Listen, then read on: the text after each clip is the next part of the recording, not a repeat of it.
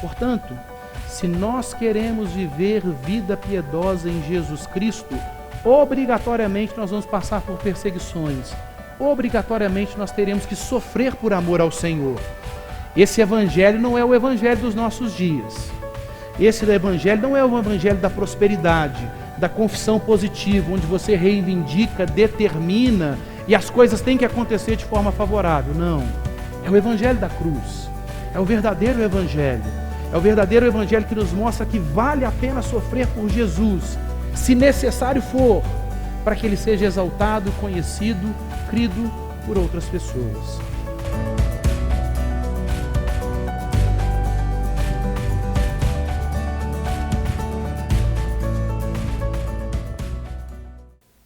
Quero te convidar a abrir a palavra de Deus em 2 Timóteo capítulo 2. 2 Timóteo capítulo 2, ou acompanhar a nossa projeção nesse texto. 2 Timóteo capítulo 2. Nós estamos na 6ª mensagem hoje dessa série, que é a primeira série de mensagens bíblicas do ano, cujo título é Discipulado, o caminho, a jornada da igreja peregrina, da igreja de Jesus Cristo que vive no tempo presente.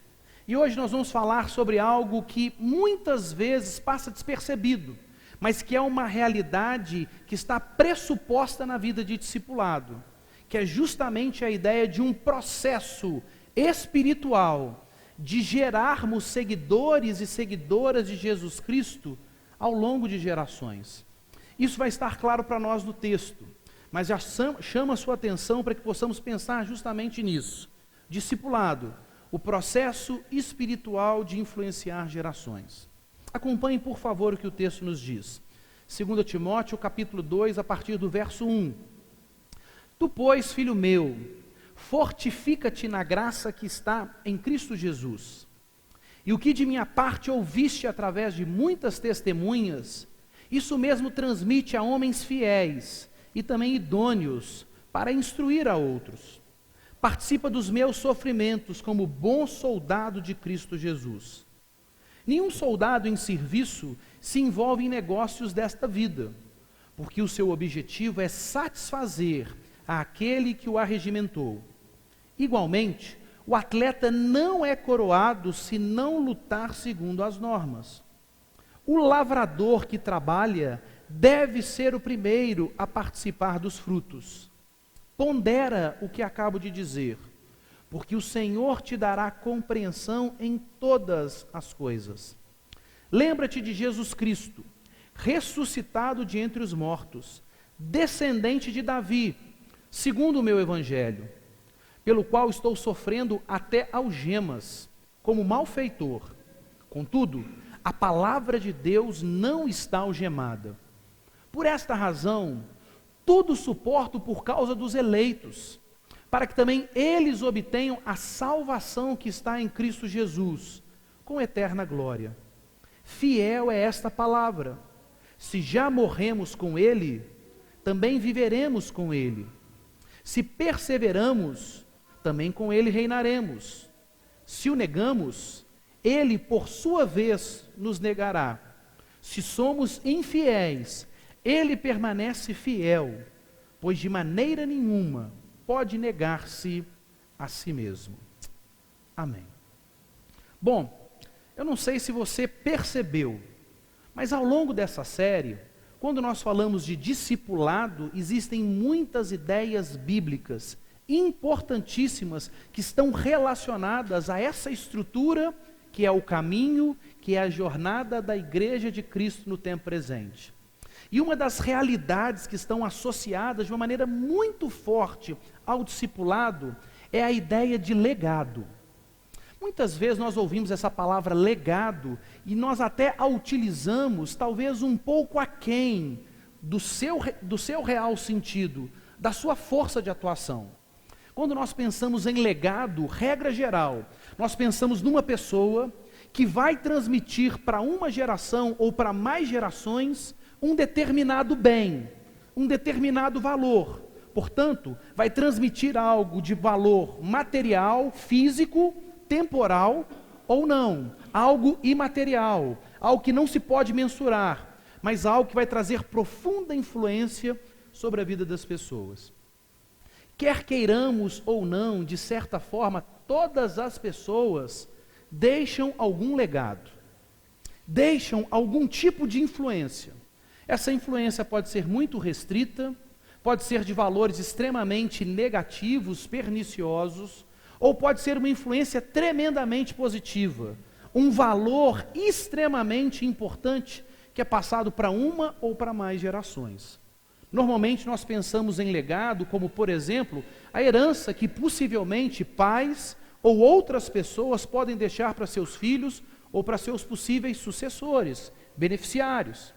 Às vezes nós olhamos o legado de maneira tremendamente distorcida, como por exemplo, vi outro dia determinados traficantes que estão preparando a sucessão da sua liderança numa boca de fumo para que seus filhos possam assumir a boca, como se fosse uma empresa, para que os seus filhos tenham o poder e tenham os recursos financeiros provenientes do tráfico.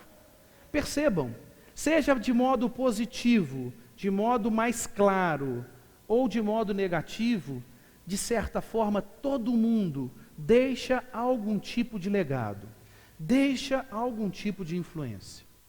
Quando nós olhamos para a vida dos seguidores, dos discípulos de Jesus, falar em discipulado, falar em ser discípulo, um adorador de Jesus, e em fazer discípulos, cumprir a vocação que os seguidores de Jesus receberam de Jesus como sua missão, necessariamente vai nos fazer pensar e praticar a ideia de legado que o discipulado pressupõe. Isso está muito claro nesse texto. Mas para a gente entender esse contexto de uma maneira um pouco mais clara, nós estamos na segunda carta de Paulo a Timóteo. Das 13 cartas que Paulo escreve, essa é a sua última. Ele sabe que está na berlinda de enfrentar o seu último inimigo, aquilo que ele chama de último inimigo em 1 Coríntios capítulo 15. Ele sabe que está prestes a passar pela morte. E, portanto, alguém que sabe que tem pouquíssimos dias de vida, sabendo que a sua última carta escrita, inspirada pelo Espírito Santo, que vai ser legado na fé para a igreja de Jesus, com toda certeza Paulo não vai perder tempo com questões supérfluas, secundárias, triviais. Ele vai trabalhar aquelas questões que são práticas, que são pontuais, que são importantes para a vida de um discípulo, de uma discípula de Jesus. E justamente um desses pontos é o entendimento da ideia de legado presente na estrutura da vida de discípulo. É tão interessante que quando nós olhamos para esse texto, o contexto restrito, o contexto pontual é Paulo, um velho pastor, um maduro pastor, um idoso pastor, deixando a influência e meio que como se fosse uma corrida de bastão, passando o bastão do exercício da liderança pastoral de determinadas igrejas para o jovem pastor Timóteo. Portanto, primeira realidade desse texto, no seu contexto restrito, pontual, é como nós devemos viver o processo de desenvolvimento de liderança cristã a partir da igreja de Cristo. Mas existe um contexto maior, existe um contexto mais abrangente. Antes de ser um pastor, Paulo é um cristão. Antes de ser um líder cristão, Timóteo é um cristão. Portanto, o texto nos mostra como deve se dar o processo da formação e da transmissão do legado na fé por meio de discípulos de Jesus Cristo ao longo das gerações. E é justamente esse contexto abrangente, esse contexto mais geral, vinculado à vida de todo cristão e de toda cristã, que nós vamos procurar explorar nesse momento. Para isso, para entendermos esse processo espiritual de influenciarmos gerações na fé em Jesus Cristo, a primeira coisa que nós precisamos fazer com base nesse texto é olhar para o versículo 1 e entender no versículo 1 algo muito sério, que é justamente o privilégio e a responsabilidade de entendermos aquilo que eu estou chamando, entre aspas, e eu quero explicar isso com calma, aquilo que é chamado de tutela espiritual. Perceba o versículo 1, o texto começa dizendo: Tu, pois, filho meu, fortifica-te na graça que está em Cristo Jesus.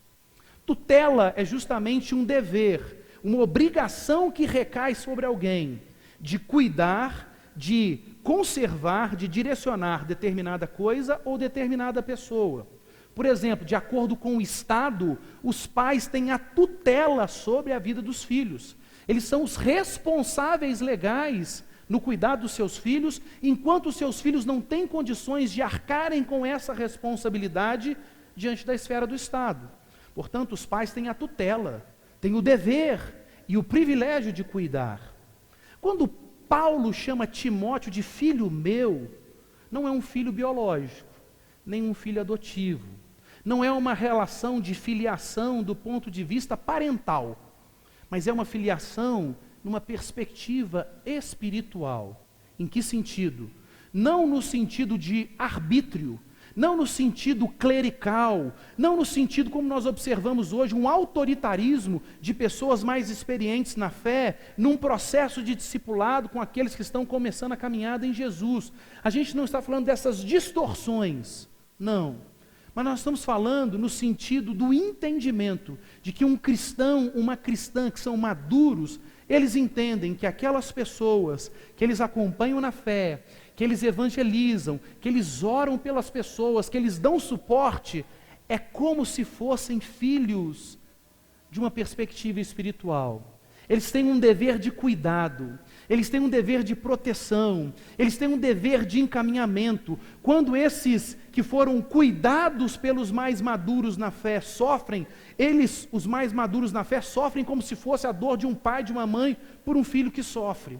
Ou seja, existe o entendimento de que viver a vida como um discípulo de Jesus vai nos levar intencionalmente a cuidar de pessoas, a ser suporte para as pessoas, a protegermos pessoas, a renunciarmos determinadas coisas na nossa vida, como pais renunciam em favor de seus filhos, para que essas pessoas cresçam e se desenvolvam e tenham grandes alegrias na vida em Cristo, assim como um pai se alegra igual ou muito mais do que a alegria do próprio filho quando experimenta uma determinada vitória.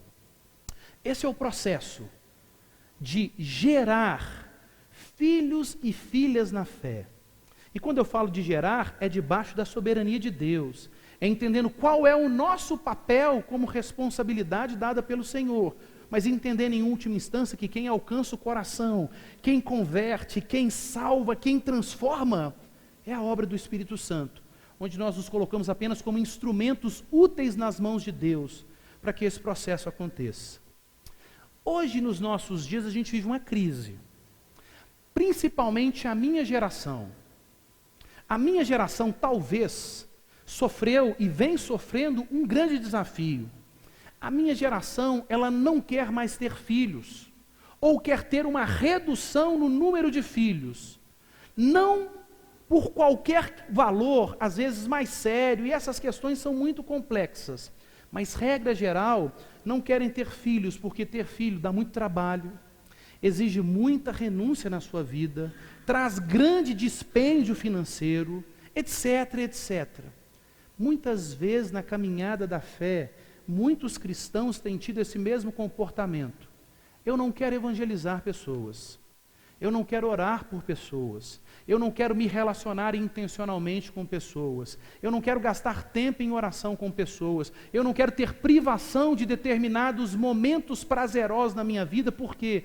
Porque cuidar de pessoas dá muito trabalho, muda a nossa vida, assim como ter filhos dá muito trabalho e muda para sempre a nossa vida. Só que se queremos ter uma vida madura, sadia, como discípulos de Jesus, nós precisamos entender o privilégio e a responsabilidade dessa tutela espiritual sobre a vida de pessoas que Deus possa colocar sob os nossos cuidados. Esse é um primeiro ponto. O segundo ponto, e talvez aquilo que vai polarizar esse bloco do texto bíblico que nós acabamos de ler, é o que está no versículo 2. E o versículo 2 mostra como se fosse um modus operandi, mostra uma estrutura procedimental nessa questão de fazer discípulos, gerar discípulos, influenciar gerações para Jesus. O que eu quero dizer com isso? Paulo diz: E o que de minha parte ouviste, Timóteo, ou seja, Paulo é como se fosse a primeira geração, que transmite uma informação, que transmite um legado na fé para a segunda geração, que é a geração de Timóteo. O texto diz: isso mesmo transmite a homens fiéis e idôneos, passa para uma terceira geração, e esses homens fiéis e idôneos devem instruir a outros. Perceba que existem 4 gerações de seguidores, de discípulos de Jesus. Essas gerações não estão em grau de importância, não. É apenas nesse processo de discipulado. Mas perceba, Paulo transmite o legado na fé para Timóteo. Timóteo deve transmitir o legado na fé para homens idôneos e fiéis, na perspectiva de liderança, contexto restrito, mas na perspectiva do contexto geral, da vida de cristãos, de discípulos de Jesus. E estes devem transmitir para outras pessoas o mesmo legado na fé. A ideia do texto nos parece que, para termos consistência na nossa vida de discipulado, para fazermos uma aferição, se a nossa vida como discípulos, a frutificação na presença de Deus, que acontece no nosso viver, para ser consistente, deve observar 4 gerações. Parece que o texto está dizendo, olha, na perspectiva de Deus, o discipulado acontece de modo consistente, saudável, maduro, abençoador, quando nós geramos bisnetos na fé. Já parou para pensar nisso? É muito interessante. Eu tenho, por exemplo, a minha avó, melhor dizendo, ela é bisavó. E todas as vezes que chega os meus filhos e que agora vão visitá-la, você tem que ver a alegria, o contentamento que ela tem. E é muito interessante que ela vê a sucessão, gerações que vieram a partir de sua vida. Isso traz uma alegria, isso traz um contentamento, ela vê uma estrutura de família bem estabelecida, no sentido de que gerações foram ali geradas. É interessante a gente pensar que na caminhada cristã, quem converte, quem faz verdadeiramente os seguidores é Deus. Mas Deus nos convoca para sermos instrumentos nas suas mãos nesse processo. E o que acontece nos nossos dias, e cada vez a impressão que eu tenho mais da nossa geração que vive a fé em Cristo no tempo presente, é de que fazer discípulos para Jesus, ou fazer líderes cristãos maduros, é responsabilidade só do pastor, é responsabilidade só do presbítero, é responsabilidade só do diácono. Procure de Mateus 1, Apocalipse 22, 21, qualquer texto bíblico que fala que essa é uma função privativa, exclusiva desses líderes. Não. Claro, os pastores, os presbíteros, os diáconos precisam fazer discípulos, novos líderes cristãos, que vão gerar novos líderes e que vão sempre permitir à igreja de Jesus estar bem equipada na sua estrutura de liderança. Mas fazer discípulos para Jesus é privilégio e responsabilidade de todo cristão. E tem muito cristão, o qual Deus concede tanto tempo de vida, que não se coloca à disposição de Deus, para que Deus o use, para que ele veja um filho na fé, uma filha na fé, alguém que passa a seguir a Jesus Cristo, por meio do ministério que Deus realiza através da sua vida, e que não vê o neto na fé, que não vê aquele que discipulou se levantar com garra, com vontade, com alegria, com fidelidade, com dependência na presença de Deus para gerar nova pessoa na fé, e não vê essa sucessão. Só que o texto é claro. A partir de Timóteo, essa é uma estrutura de procedimento que a igreja precisa buscar. Isso é um grande desafio, mas precisa ser entendido e buscado de maneira engajada e de maneira intencional. Só que para entender como isso vai acontecer, o versículo 3 nos mostra algumas características. Para gerarmos filhos, netos, bisnetos na fé, usando uma linguagem de analogia com a estrutura de uma família, isso vai envolver, em primeiro lugar, de acordo com o versículo 3, sofrimento. O versículo 3, participa dos meus sofrimentos, envolva-se nesse processo de influenciar gerações com o legado na fé em Jesus Cristo, participa do meu sofrimento como um bom soldado de Cristo. Será que nós estamos dispostos realmente a sofrer por amor a Jesus?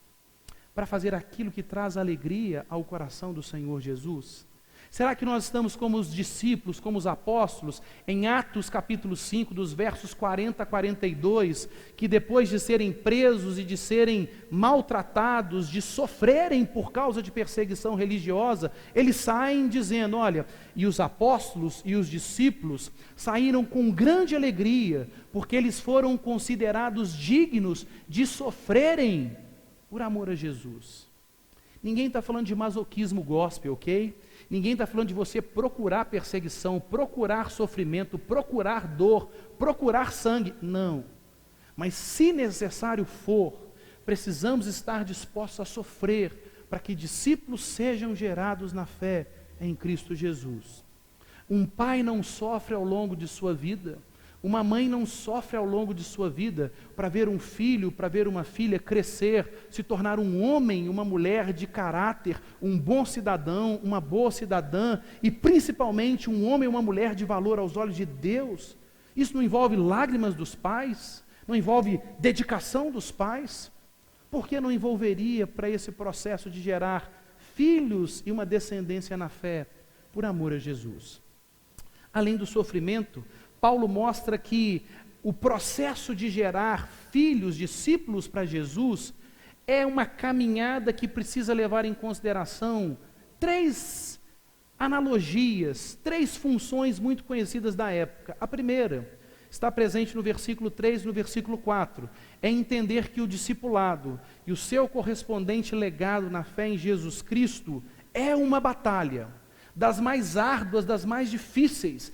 É uma batalha de dimensão espiritual. O texto diz, como bom soldado de Cristo, nenhum soldado em serviço se envolve em negócios dessa vida, porque o seu objetivo é satisfazer aquele que o arregimentou.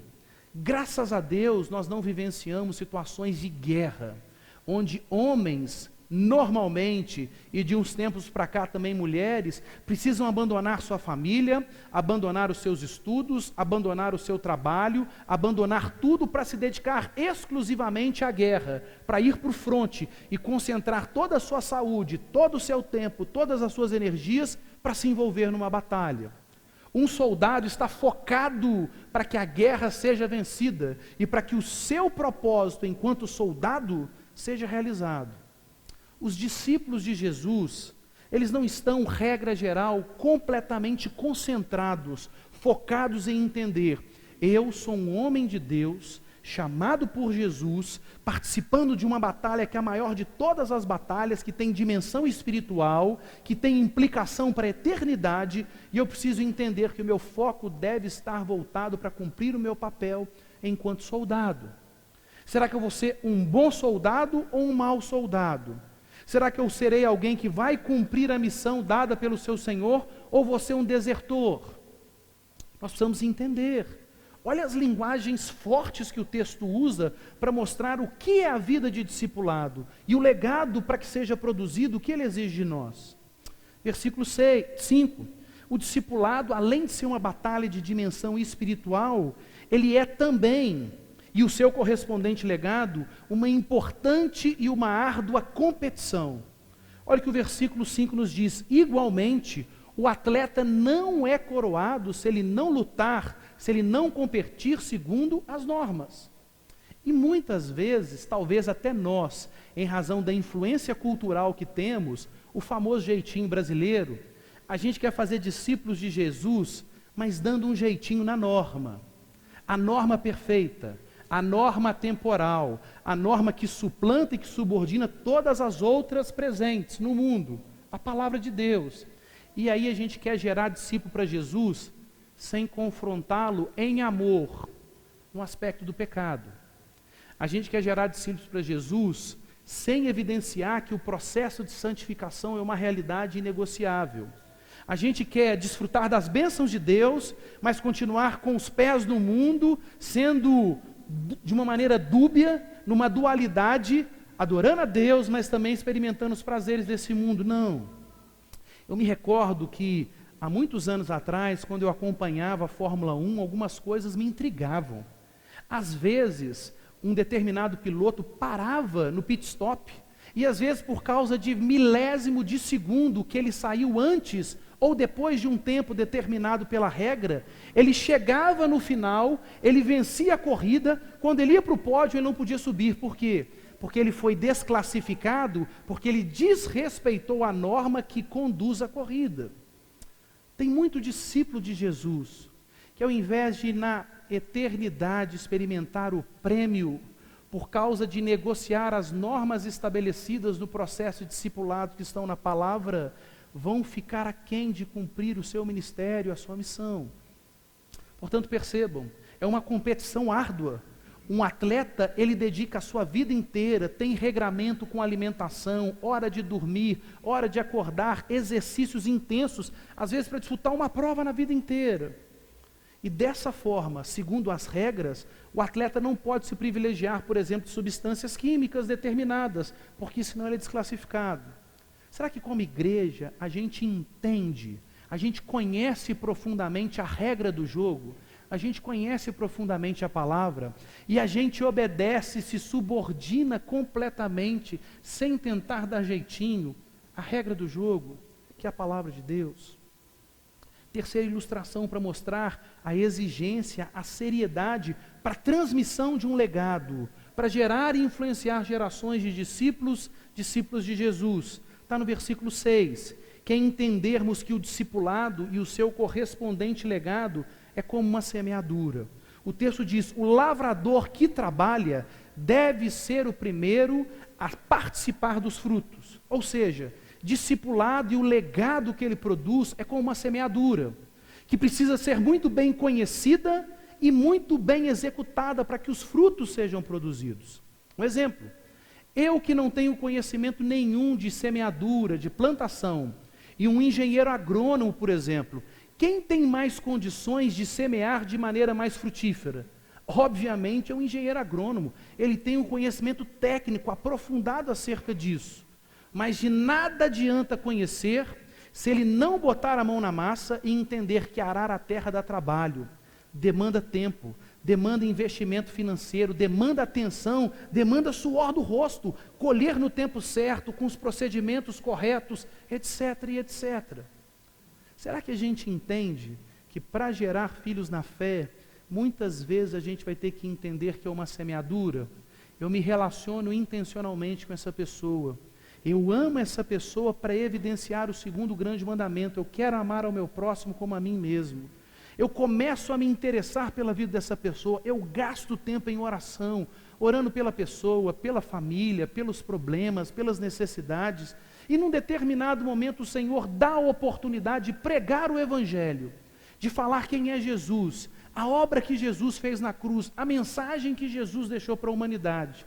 E aí você conta o que Jesus fez na sua vida, o poder extraordinário que Jesus e somente Ele tem de transformar e de perdoar a sua vida. E aí essa pessoa começa a demonstrar interesse. Isso tudo leva um tempo tão grande, assim como leva um tempo tão grande para semear um fruto. Mas quando você colhe o fruto da tanta alegria, quando você vê uma vida se rendendo a Jesus, e você vê que você, um terrível pecador, foi um instrumento nas mãos de Deus para isso acontecer, esse fruto não tem preço no mundo que pague. E aí o texto diz, porque o lavrador que trabalha deve ser o primeiro a participar dos frutos. Talvez uma da participação dos frutos, não por obra humana, mas por graça de Deus e por coerência da parte de Deus, seja Tiago capítulo 5, versículo 20, quando diz que quando alguém prega a palavra para uma pessoa que ainda não pertence a Jesus, e esse pecador se converte, essa pessoa que foi esse instrumento de evangelização, tem ali a manifestação da salvação na sua vida, e multidões dos seus pecados são cobertos, são perdoados por Deus. Olha que coisa fantástica, nós participamos do maior fruto, salvação e perdão de pecados, multidão de pecados perdoados pelo Senhor. Para isso, a gente precisa entender que vida de discípulo e a exigência de um legado de gerar discípulos na fé é algo sério. Por isso o versículo 7 vai dizer pondera. E esse termo pondera não é faça uma reflexão qualquer, não. O texto está dizendo, olha, tenha esclarecimento profundo acerca dessas coisas. Tenha uma percepção clara. Faça uma consideração cuidadosa acerca dessas coisas. Já parou para pensar que essas demandas, esse tipo de postura, é aquela que o Senhor da Igreja Jesus Cristo espera de todos os seus discípulos, de todos os seus seguidores? Será que eu tenho ponderado na minha vida nessas questões? E aí nessa semana eu comecei a pensar, peraí, não por mim, mas através da minha vida, apenas como instrumento nas mãos de Deus, que tipo de liderança que eu estou gerando intencionalmente, de maneira engajada? Que tipo de cristão, eu já estou vendo a terceira, a quarta geração de seguidores de Jesus, que vem na história da salvação, usando Deus a minha vida apenas como instrumento. Eu comecei a refletir nessas coisas e pensei, como eu posso conduzir a minha vida de maneira mais clara, mais intencional para que esse processo aconteça? Eu precisei ponderar. Pondera nessas coisas que eu acabo de dizer. Mas no final das contas, quando a gente pondera, quando a gente tem interesse em Deus de entender essas coisas, o Senhor nos dá a compreensão de todas elas. E em terceiro lugar, nesse processo, para gerar discípulos, gerações de seguidores de Jesus, isso só vai acontecer se nós tivermos a convicção, a clareza acerca da ressurreição de Jesus, o que ela representa, e ao mesmo tempo, se nós percebermos o Senhor Jesus, o modelo que Ele deixou. Versículo 8 diz assim, lembra-te de Jesus Cristo, por quê? Porque quando nós pensamos em mestre, Jesus é o mestre dos mestres, Jesus é aquele que faz discípulos, seguidores dele, de todas as nações.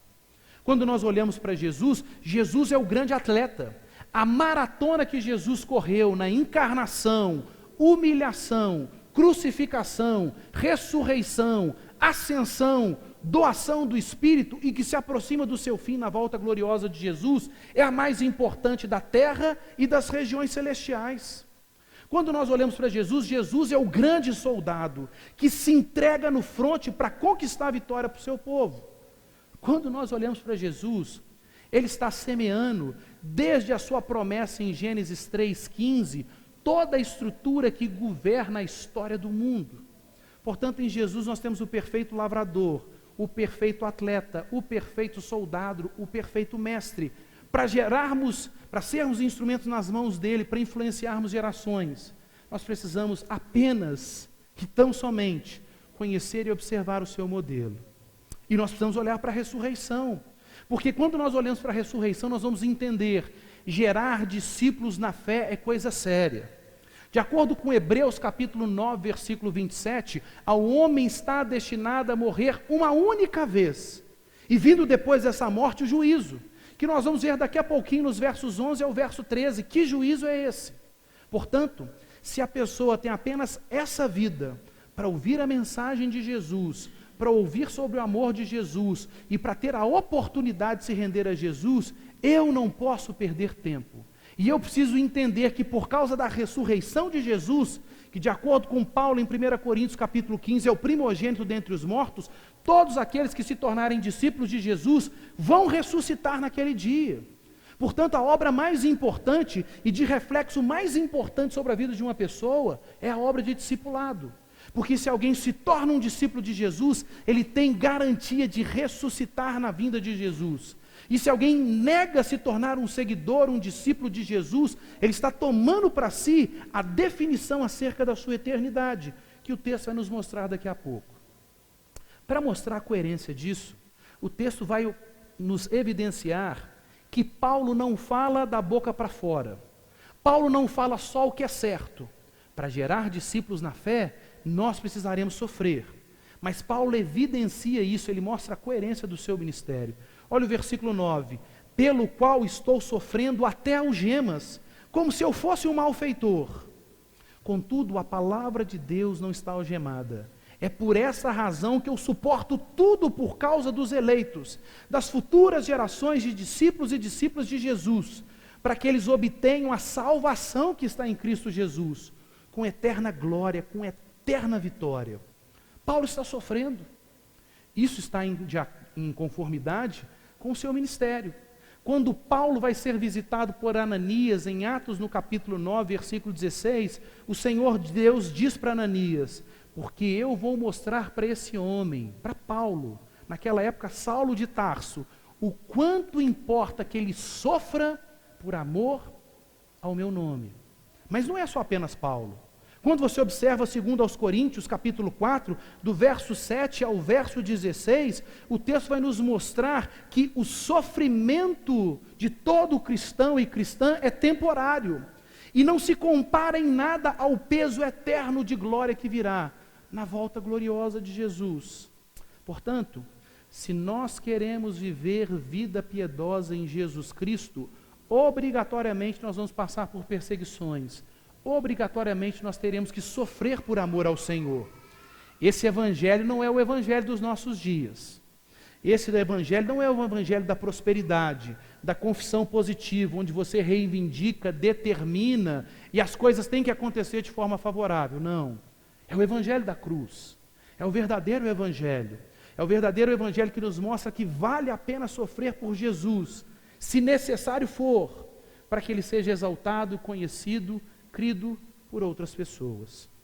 E assim, usando a expressão provavelmente de um hino, de uma canção muito conhecida do primeiro século da igreja, que provavelmente é o trecho de do versículo 11 ao versículo 13, nós vamos perceber que por que precisamos pensar na influência, na transmissão de um legado na fé, nessa estrutura de discipulado ao longo de gerações? Porque, de acordo com o versículo 11, o texto diz: fiel é esta palavra, se nós morremos com Ele, nós também viveremos com Ele, Jesus. Se nós perseverarmos nesse caminho, na missão, de fazermos discípulos de Jesus, de várias gerações, nós também vamos reinar com Ele. Ou seja, o discipulado fiel, o engajamento com esse legado da fé em Cristo Jesus, produz uma consequência maravilhosa, positiva, que é absolvição eterna, que é vida eterna em Jesus Cristo.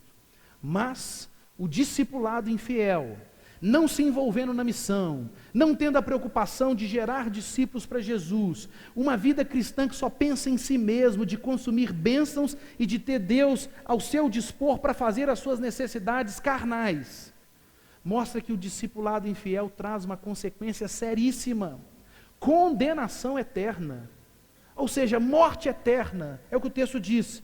Se nós negamos a Jesus, se nós deixamos de ser discípulos, se nós não queremos ser discípulos de Jesus, Ele por sua vez nos negará.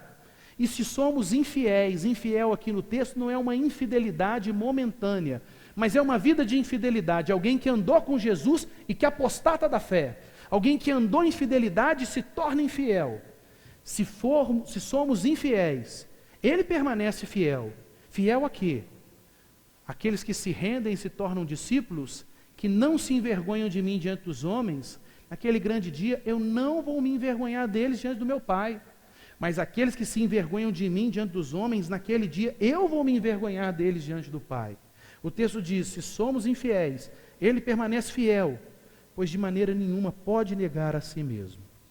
Dessa forma, eu quero fazer 3 perguntas para que a gente encerre esse momento e essa mensagem. A primeira questão é: estamos realmente dispostos a vivermos essa tutela espiritual? Mais uma vez, nunca no sentido de um controle autoritário, antibíblico, clerical, não.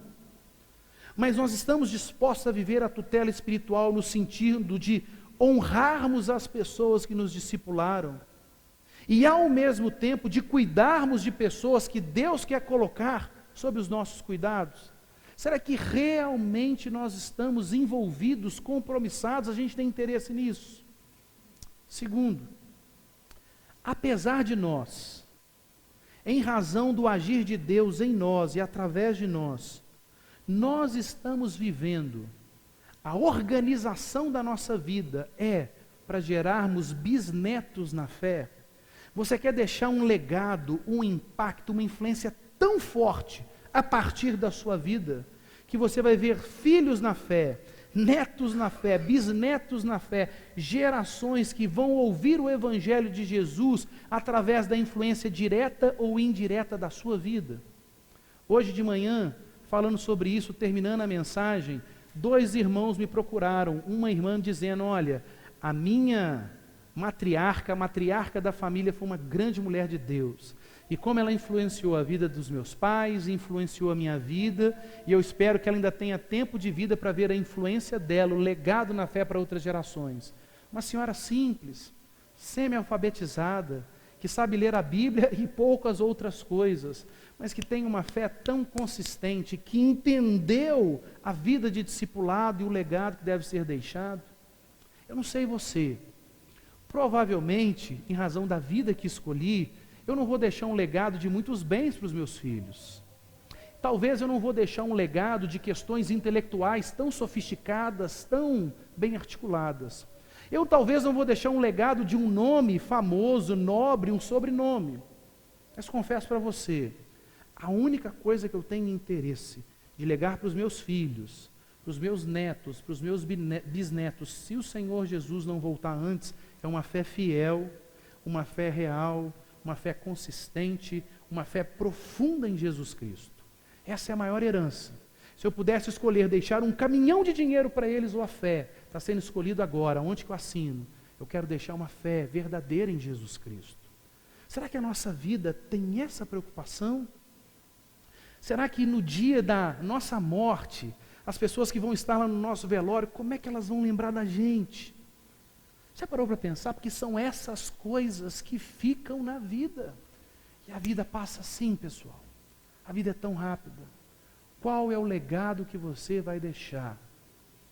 Como você quer se colocar como instrumento nas mãos de Deus, para que Deus te use de maneira de você ficar assustado, falar, Deus, como o Senhor está fazendo tanta coisa assim através da minha vida? E terceiro, nós já fazemos parte realmente da família da fé? Nós realmente já nos tornamos discípulos de Jesus?